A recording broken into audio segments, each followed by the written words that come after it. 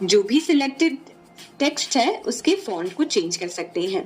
तो यहाँ से हम अपना प्रेफर्ड फॉन्ट सेलेक्ट कर लेते हैं।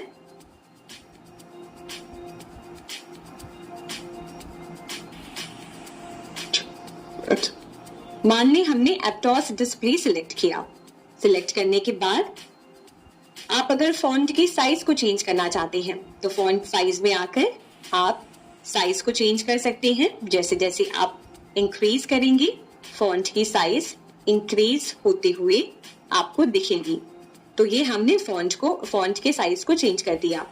अब आपके पास डायरेक्ट टूल भी है जिस पे क्लिक करते हुए आप फॉन्ट के साइज को इंक्रीज कर सकते हैं या फिर डिक्रीज कर सकते हैं। अब हम हमारे हेडिंग में एक कलर ऐड करेंगे, यानी कि बैकग्राउंड कलर ऐड करेंगे। तो उसके लिए हम फिल कलर पे जाएंगे और एक प्रेफर्ड बैकग्राउंड कलर सिलेक्ट करते हैं। ये कलर हमने सिलेक्ट कर लिया। तो अब हमने कलर तो फिल कर दिया है। हमें अगर टेक्स्ट के कलर को चेंज करना है तो हम फॉन्ट कलर पे आएंगे और फॉन्ट कलर में आकर हम टेक्स्ट के कलर को चेंज कर सकते हैं।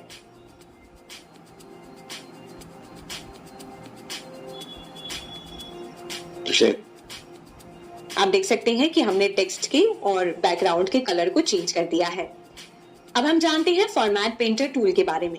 फॉर्मेट पेंटर टूल से आप किसी भी फॉर्मेटिंग को पेस्ट कर सकते हैं। तो हमें ये टूल क्लिपबोर्ड ग्रुप में मिलेगा और इस टूल पे आप क्लिक करें। अब जैसे मान लें हम इस हेडिंग के फॉर्मेटिंग को सेकेंड शीट में जो हेडिंग है उसमें जाकर पेस्ट करना चाहते हैं, तो हम सेकेंड शीट पे आकर बस यहाँ पर आकर क्लिक करेंगे और ये आप देखेंगे कि सेम फॉर्मेटिंग यहाँ पर पेस्ट हो गई है। सेम अगर हम थर्ड शीट पे भी करना चाहते हैं तो हम थर्ड शीट में जाएंगे और बस जाकर इस पेंट ब्रश आइकन को क्लिक करेंगे जहां भी हम फॉर्मेट को पेस्ट करना चाहते हैं। तो इस तरीके से फॉर्मेट पेंटर का यूज करके आप इजीली फॉर्मेटिंग को पेस्ट कर सकते हैं। अब चलिए देखते हैं कि कैसे आप अपने एक्सेल शीट में अलग अलग सेल स्टाइल्स अप्लाई कर सकते हैं। तो इसके लिए आपको होम टैब के स्टाइल्स ग्रुप में आना है, जिसमें सेल स्टाइल्स के अंदर आपको अलग अलग स्टाइल्स अप्लाई करने के ऑप्शन मिलेंगे। आप बस अपने माउस पॉइंटर को इनके थ्रू आप मूव कर सकते हैं। आप देख सकते हैं कि कौन सा सेल स्टाइल आपके शीट को बेस्ट मैच कर रहा है और जिसे आप सिलेक्ट करना चाहते हैं आप उस पे जाकर एक बार क्लिक करें और इस तरीके से जो आपकी सेल की स्टाइल है वो चेंज हो जाएगी। अब अगर आपने क्लिपबोर्ड में कुछ कॉपी किया है और उसे आप क्लियर करना चाहते हैं तो वो आप कैसे कर सकते हैं। मान ली अगर हम इस डेटा को कॉपी करते हैं, अब हम कॉपी किए गए डेटा को क्लियर करना चाहते हैं, तो उसके लिए हम क्लिपबोर्ड के डायलॉग बॉक्स पे जाएंगे और यहाँ पर जाकर पेस्ट ऑल या क्लियर ऑल पे क्लिक कर सकते हैं और क्लियर ऑल पे क्लिक करते ही हमारी कॉपी डेटा क्लियर हो जाती है। अब हम देखेंगे कि कैसे आप एक TXT या CSV फाइल को इंपोर्ट कर सकते हैं एक्सेल में। सबसे पहले क्लिक करें फाइल टैब पर,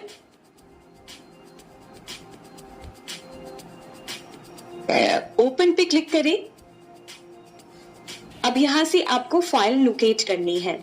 हम ब्राउज पे जाएंगे, ब्राउज में जाने के बाद डाउनलोड्स में, और ये हमने टेक्स्ट डॉक्यूमेंट सिलेक्ट किया, ओपन। उसके बाद एक छोटी सी विंडो ओपन होगी जिसका नाम है टेक्स्ट इंपोर्ट विजार्ड। आपको फिनिश पे क्लिक करना होगा और इस तरीके से आप एक टेक्स्ट फाइल अपने एक्सेल शीट में इंपोर्ट कर सकते हैं।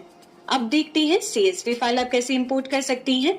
वही सेम स्टेप फॉलो करेंगे, ब्राउज पे जाएंगे, CSV फाइल सिलेक्ट करेंगे और ओपन पे क्लिक करेंगे और ये आप देख सकते हैं कि CSV फाइल इंपोर्ट हो गई है।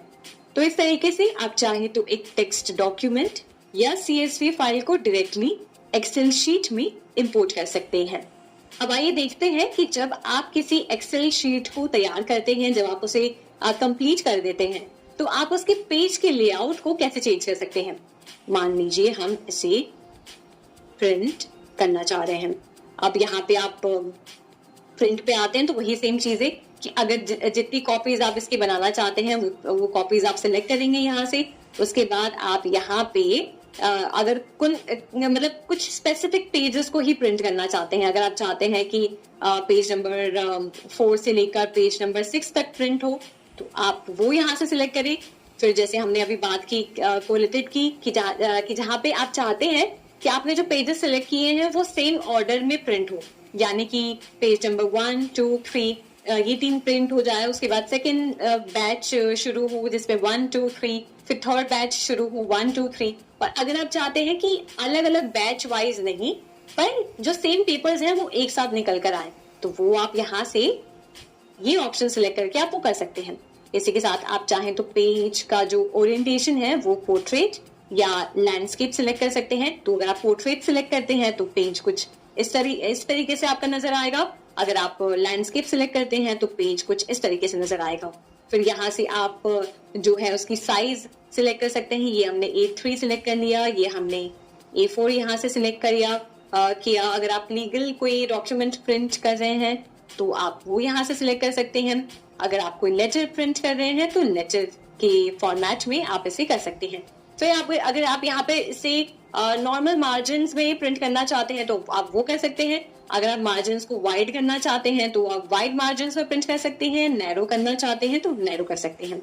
तो यहाँ पे आप कस्टम स्केलिंग भी कर सकते हैं। और उसके हिसाब से अगर आप पेज सेटअप पे जाएंगे तो आप यहाँ पे जो है पूरी तरीके से पोर्ट्रेट, लैंडस्केप और सारे पेपर साइज और मार्जिन को यहाँ से एडजस्ट कर सकते हैं। यहाँ से आप टॉप के हिसाब से, लेफ्ट के हिसाब से, बॉटम के हिसाब से, फुटर के हिसाब से और राइट और हेडर के हिसाब से आप जो है कस्टमाइजेशन कर सकते हैं। तो ये हमने देखा कि कैसे आप जब किसी भी एक्सेल शीट को या वर्कबुक को प्रिंट करते हैं तो कैसे आप पेज का लेआउट चेंज कर सकते हैं। अब इसमें हम देखेंगे कि आप एक प्रिंट एरिया कैसे सेटअप कर सकते हैं। यानी कि समझ लीजिए किसी पेपर में, मतलब कोई एक्सेल शीट में किसी स्पेसिफिक सेक्शन को या किसी स्पेसिफिक सेल्स को आप बस प्रिंट करना चाह रहे हैं, तो आप उस स्पेसिफिक सेल को भी सिलेक्ट कर सकते हैं। इसके लिए आपको क्या करना होगा, तो आप जिस भी सेक्शन को प्रिंट करना चाह रहे हैं उसे सिलेक्ट करें, पेज लेआउट पे जाएं और यहाँ पे जाके प्रिंट एरिया पे क्लिक करें और सेट प्रिंट एरिया पे सिलेक्ट कर लें। अब जैसे ही आप सेट प्रिंट एरिया पे सिलेक्ट करते हैं तो आप जब फाइल में वापस जाएंगे और प्रिंट ऑप्शन में जाएंगे तो आपने जो एरिया सिलेक्ट किया था वो as a print area select हो गया है और आप फिर डायरेक्टली जाके प्रिंट पे जाके क्लिक करके इसे प्रिंट कर सकते हैं। तो इस तरीके से आप जो है स्पेसिफिक किसी एरिया को, किसी सेक्शन को अपने एक्सेल शीट में सिलेक्ट करके आप प्रिंट कर सकते हैं। अब इसके बाद आइए देखते हैं कि आप अपने वर्कबुक को किसी और फॉर्मेट में कैसे सेव कर सकते हैं। तो इसके लिए आप समझिए मैं इसे सेव करना चाह रही हूँ। हम जाएंगे फाइल में, सेव एज पे जाएंगे और यहाँ पे जो आपको एक्सेल, यहाँ पे सबसे पहले आप जो भी नाम देना चाहें आप नाम दे दें और उसके बाद आप जो है यहाँ से जो है उसकी फॉर्मेट आप सिलेक्ट कर सकते हैं। चाहे तो आप टेक्स्ट सिलेक्ट कर लें या फिर आप यहाँ से PDF फॉर्मेट सिलेक्ट कर लें। जैसे ही आप जो भी फॉर्मेट सिलेक्ट करते हैं उस फॉर्मेट में आपकी एक्सेल शीट कन्वर्ट हो जाती है और उसी फॉर्मेट में वो सेव होती है। अब इसी के साथ अगर आप अपने वर्कबुक को इंस्पेक्ट करना चाहते हैं कि उस पे कोई इश्यूज तो नहीं है तो वो भी आप कर सकते हैं। उसके लिए आप जिस भी वर्कबुक को जो है इंस्पेक्ट करना चाहते हैं सबसे पहले तो आप उसे ओपन कर लें। ओपन करने के बाद आप जाएंगे फाइल में जाने के बाद आप जाएंगे इन्फो में आप जब आप जाते हैं तो इसमें देखिए इंस्पेक्ट वर्कबुक का ऑप्शन है।